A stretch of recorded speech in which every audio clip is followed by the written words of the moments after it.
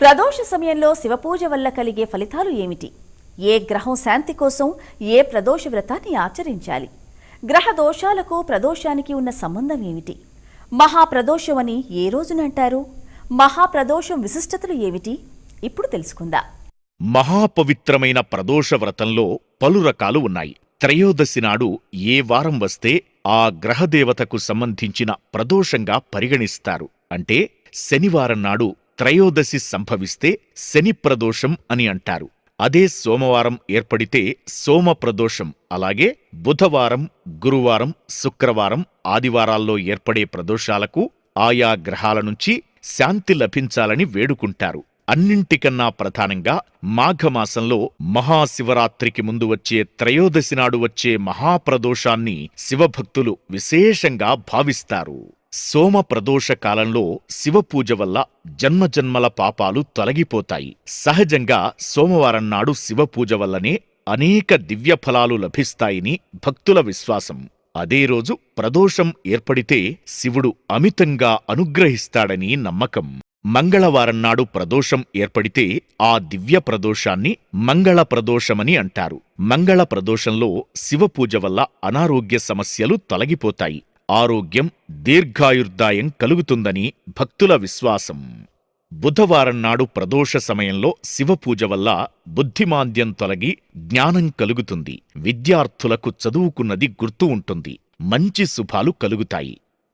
గురువారం నాడు త్రయోదశి ఏర్పడితే అది గురు ప్రదోషం. ఆనాడు శివారాధన వల్ల ఆధ్యాత్మిక సాధనలో ఉన్నతి లభిస్తుంది. కుండలినీ సాధనలో ఉన్నత స్థితికి చేరుకునేందుకు శివాజ్ఞ లభిస్తుంది. రాబోయే ప్రమాదాల బారి నుంచి భక్తులు తప్పించుకుంటారు. శుక్రప్రదోషం శుక్రవారం వస్తుంది. దీనిని శుక్రప్రదోషమని, భృగు ప్రదోషం అని కూడా అంటారు. శుక్రప్రదోషకాలం శివారాధన వల్ల భక్తుల జీవితాల్లో ఉన్న చెడు ప్రభావాలు అన్నీ తొలగిపోతాయి.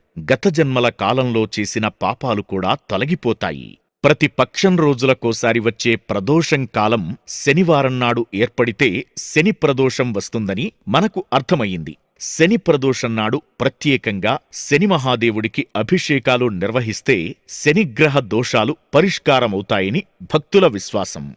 ఉజ్జయినిలోని మహాకాళేశ్వర ఆలయంలో శని ప్రదోషాన్ని విశేషంగా నిర్వహిస్తారు. అకాల మృత్యుదోషాలున్నవారు, మహాకాల సర్పదోషాలున్నవారు, శనిగ్రహ దోషాలున్నవారు శని ప్రదోషం నాడు మహాకాలుణ్ణి దర్శించుకుని ప్రత్యేక పూజలు నిర్వహించుకుంటారు. ఇక్కడ కొలువై ఉన్న శివపార్వతి, గణేశ, సుబ్రహ్మణ్య పరివార దేవతా అనుగ్రహం వల్ల భక్తులు జన్మజన్మల్లో చేసిన సకల పాపాలు తొలగిపోతాయని భక్తులు భావిస్తారు.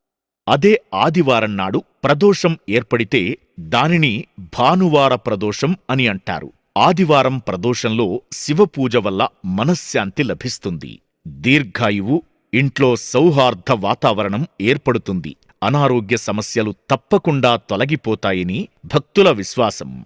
ప్రదోష సమయాల్లో మొత్తం శివపరివారం ఉన్న ఆలయాల్లో శివలింగానికి అభిషేకం, అర్చనలు, ఇతర పూజలు చేయించుకుంటే భక్తులకు పరిపూర్ణ ఫలం లభిస్తుందని విశ్వాసం. శివాలయాల్లో శివ స్వయంభూలింగం ఉన్న క్షేత్రాల్లో అయితే ఫలితం రెట్టింపు అవుతుంది. ఓం నమఃశివాయ అనే మంత్రాన్ని పఠిస్తే ఆలయంలో ఉండేవారికి మంచి ఫలితాలు వస్తాయి.